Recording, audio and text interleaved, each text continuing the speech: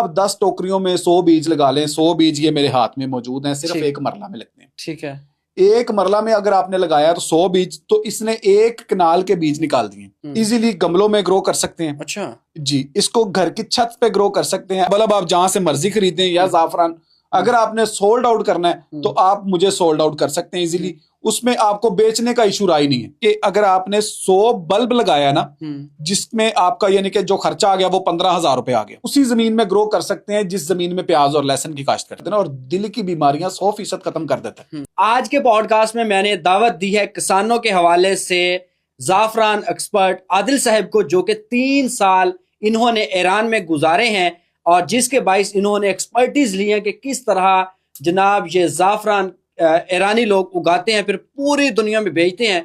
मेरे साथ दूसरी विंडो में मौजूद है, उनसे बात करते हैं। अस्सलाम वालेकुम सर। वालेकुम सलाम। कैसे हैं आप? ठीक है जी, ठीक ठाक। अच्छा, मुझे बताएं कि आपको कैसे जाफरान का शौक आया, ये कैसे दिल किया कि हम पाकिस्तान में लेके जाएं, और दूसरा मुझे ये बताएं कि ये किस मुल्क का ये जाफरान थी? ये बेसिकली इसको सदियों से अगर कोई काश्त कर रहा है तो वो सिर्फ ईरान ही है, पहली कंट्री जो है।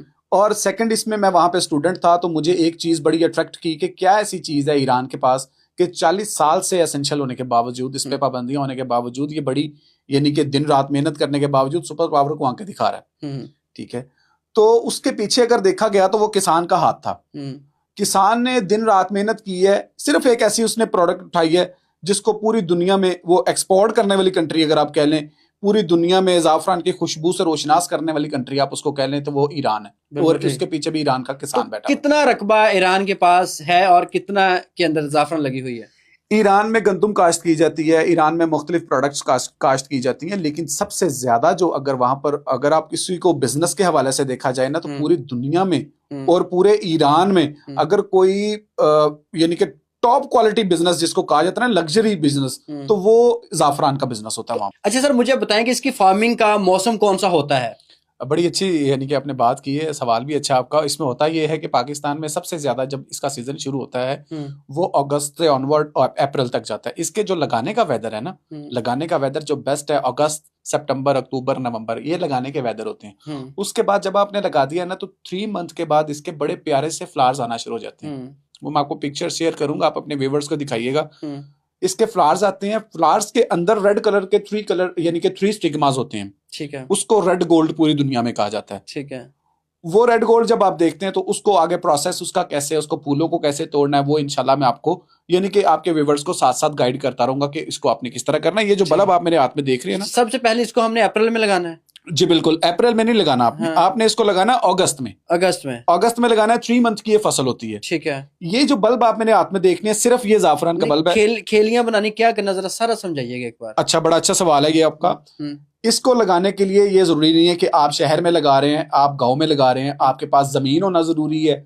ठीक है, ये कॉन्सेप्ट नहीं है। इसको आप अपने घर में इजीली गमलों में ग्रो कर सकते हैं। अच्छा जी, इसको घर की छत पे ग्रो कर सकते हैं। अगर आपके पास बैकयार्ड है, गार्डन है, बैल्कनी है, आप तो इसमें इजीली काश्त कर सकते हैं। ये जो आपको फ्रूट कंटेनर्स मिलते हैं, ये टोकरियां होती हैं, ये रेडियो पे जो टोकरियां मिलती हैं सुराखों वाली, जिसमें फल आता है, आप वो 30-40 रुपए की इजीली मिल जाती है। उसमें 8 से 10 बल्ब इजीली काश्त किए जाते हैं। आप 10 टोकरियां भी लेना है, 10 टोकरियां, मैं तो ये कह ही नहीं रहा कि आप केनाल से स्टार्ट करें, एकड़ से स्टार्ट करें। आप 10 टोकरियों में 100 बीज लगा लें। 100 बीज ये मेरे हाथ में मौजूद हैं, सिर्फ एक मरला में लगते हैं। ठीक है, एक मरला में अगर आपने लगाया तो 100 बीज, तो इसने एक कनाल के बीज निकाल दिए। अच्छा, एक कनाल के बीज कैसे निकाले हैं? इसने 15 से 18 या 20 बल्ब गुच्छे की सूरत में नीचे अपने मजीद बना लिए। ठीक है, और ऊपर आपको फूल दिए जिसके अंदर जाफरान होता है। यानी जितने नीचे बीज बन रहे हैं उतने ही ऊपर फूल आ रहे हैं। ठीक है, मैं एवरेज भी आपके व्यूअर्स को बता रहा हूं कि एवरेज इसमें क्या होती है कि अगर आपने 100 बल्ब लगाया ना, जिसमें आपका यानी कि जो खर्चा आ गया वो 15,000 रुपए आ गया। ठीक है, और पूरे पाकिस्तान में डिलीवरी की सहूलत भी है थ्रू TCS, पूरे पाकिस्तान में। ठीक है, ठीक हो गया। फर्दर ये है कि अब आपने इसको लगाया, इसने 15 से 18 नीचे बीज बना लिए, यानी 100 बीज लगाया तो एक कनाल के बीज निकल आए, यानी 2000 के राउंड अबाउट या 1800 बीज आपका नीचे बन गया। ओके। और इसी तरह ऊपर आपका जो जाफरान है वो 2.5 से 3 तोला जाफरान बना, यानी 12 ग्राम एक तोला में होते हैं। एक तोला की जो प्राइस है वो 7 से 10 हजार रुपए एक तोला की प्राइस है, बिकती है, जो बिकती है। एक मरला कितने में तैयार हुआ था? एक मरला जो अगर आपने उसमें खर्चा किया वो 15,000 रुपए खर्चा किया है, ठीक है, या टोकरियां या मिट्टी का खर्चा डाल के 1,000, 1,500 या 2,000 खर्चा और इसमें डाल लें। ठीक है। तो मार्केट कितने का खरीद रही होती है एक मरला? मार्केट उसको खरीद रही है, मार्केट आपके सामने बैठी हुई, मैं आपको इधर उधर नहीं दिखाता। माल आप तैयार करें पूरी दुनिया में, जाफरान का बल्ब आप जहां से मर्जी खरीदें, या जाफरान अगर आपने सोल्ड आउट करना है तो आप मुझे सोल्ड आउट कर सकते हैं इजीली, उसमें आपको बेचने का इशू आई नहीं है। ठीक है जी, सिर्फ तैयार करें लोग, सिर्फ तैयार करें, और बेहतरीन सीजन है, इस सीजन से फायदा उठा लें। मैं गुज़श्ता सालों से आपको कह रहा हूं, नेक्स्ट आपके पॉडकास्ट पे बल्कि आपको मैं अपने फार्म हाउस का विजिट करवाऊंगा। ठीक है। तो इसमें टेक केयर, ख्याल कितना, आम फसलों की निस्बत कितनी रखवाली रखनी पड़ती है या पौधों की निस्बत? हाँ, बड़ी, यानी कि इसमें देखा जाता है, लोग कहते हैं कि पता नहीं इस पे कितनी अंत मेहनत करनी पड़ेगी हमें, तो वैसा कुछ नहीं है। इसमें मेहनत चंद लम्हे आपने देने हैं। इसको लगाया आपने, 3 महीने की फसल है, 3 महीने में 3 पानी इसको चाहिए। बारिश का पानी इसके लिए बहुत अच्छा है, लेकिन निकलता रहे, ड्रेनिंग सिस्टम आपने बनाना होता है।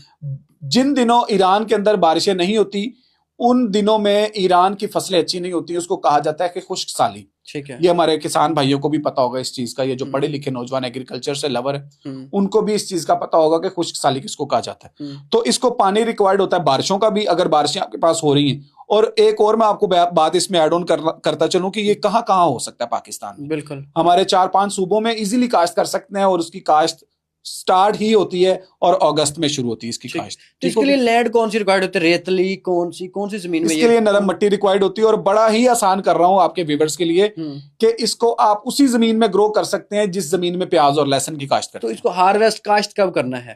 इसको काश्त करें अगस्त में करें, सितंबर में करें, नवंबर में करें। नहीं, अगस्त में तो हमने लगाया। जी जी। तो उसके बाद इसको काटना कब है फूलों को? जैसे 3 मंथ के बाद इसके फ्लावर्स आना शुरू हो जाते हैं। तो फिर वो फूलों को तोड़ते हैं, क्या करते हैं? फूलों को तोड़ा जाता है, जैसे ही फ्लावर्स आएंगे 3 से 4 दिन इसके फ्लावर की लाइफ होती है, उसको तोड़ना होता है लाजमन। फिर उसको तोड़ा, उसके अंदर से रेड कलर का जाफरान निकाला, उसको सेपरेट कर दिया, और उसको सेपरेट करने के बाद आपने उसको 24 घंटे के लिए किसी छांव वाले कमरे में रखना है। ठीक है। जब वो ड्राई हो जाएगा, खुश्क हो जाएगा, खुश्क पत्ते की तरह, उसके बाद आपने उसको किसी बॉटल में, एयर टाइट बॉटल में बंद कर लिया, वो आपका जाफरान तैयार है।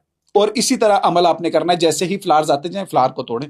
तो कितने का बिकता है फिर आगे? जाफरान तो बहुत महंगी होती है। केजी जो इसका है वो 2200 रुपीज, यानी कि $2200, $2200 पर केजी 2026 अगस्त का रेट है। तो इसमें मुझे वो बताएं, पीकेआर में कितना बनता है पाकिस्तानी रुपीज में? पीकेआर में 6 लाख रुपए बन रहा है। 6 लाख रुपए किलो जाफरान पाकिस्तान में बिकती है। जी जी बिल्कुल। तो इसमें मुझे बताएं कि कीड़ा तो नहीं लगता, या क्या क्या ड्रॉबैक्स इसके अंदर आम फसल? इसमें कुव्वत मुदाफियत बड़ी ज्यादा होती है बल्ब में, ये खुद बीमारियों से लड़ता है। इसको कभी हमने स्प्रे नहीं किया था जब मैं ईरान में होता था, हमने कोई एंटी फंगस वगैरह इस तरह के स्प्रेज वगैरह नहीं करते थे इसको।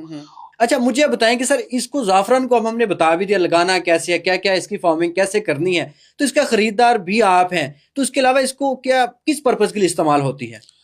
पाकिस्तान में जाफरान गलत पर्पस के इस्तेमाल पे यानी कि यूज होती है। ज्यादातर लोग इसको तावीज़ों में इस्तेमाल करवाते हैं। ये जो हमारे बाबा इज़्म है, ये कह देते हैं जी हमें जाफरान ला के दो, लेकिन उसका कॉन्सेप्ट बिल्कुल भी नहीं है। अगर अल्लाह ताला को आपने कोई नक्श वगैरह लिखना है या कोई इस तरह की चीज लिखनी है तो फिर आप जाफरान का इस्तेमाल कर सकते हैं, ठीक हो गया। लेकिन बेसिकली पर्पज इसका हेल्थ से है। अच्छा, ये आपके जिस्म में दाखिल होकर एंटीऑक्सीडेंट्स फराहम करता है आपको, आपकी नींद बेहतर बनाता है, एंजाइटी दूर करता है आपको, यानी कि इसने रिलैक्स कर देना और दिल की बीमारियां 100% खत्म कर देता है, आपका खून साफ करता है। इसके अगर मैं बेनिफिट्स पे बात करूं तो एहसान भाई हमें एक वीडियो और करनी पड़ जाएगी। तो इसमें अगर लोग इसे खाते हैं, इस्तेमाल दूध में वो डाल के कैसे पीते हैं, क्या करते हैं? ईरान में जो खातीन है वो बेसिकली इसको इस्तेमाल करती हैं तीसरे महीने की एक्सपेक्टेड, यानी कि जो हमलाए खातीन होती हैं तीसरे महीने के बाद इसको वहां पे डॉक्टर्स कहते हैं कि इसको अपनी डाइट में आप इस्तेमाल करें, दूध में, पानी में, चाय में। चाय यहाँ पाकिस्तान में या पाको हिंद में चाय का कॉन्सेप्ट है दूध वाली का, वहां पर जाफरानी चाय होती है, दूध के बगैर वाली चाय होती है, ओरिजिनल जड़ी बूटियों वाली जिसको चाय कहा जाता है, ठीक है, वो वहां पर इस्तेमाल होती है। वहां पर जाफरान अपनी डाइट में ऐड करते हैं, वहां पे दूध में जाफरान डाल के पिया जाता है, चाय में जाफरान डाल के पिया जाता है, अपने खानों में इस्तेमाल किया जाता है इसको। ये जरूरी नहीं होता कि आपने जाफरान जो है वो यानी कि बहुत थोड़ा थोड़ा करके, और गर्मियों सर्दियों का कॉन्सेप्ट नहीं है इसमें, गर्मियों सर्दियों जब मर्जी इस्तेमाल करें, लेकिन अपने डॉक्टर से मशवरा करके आप इसको इस्तेमाल कर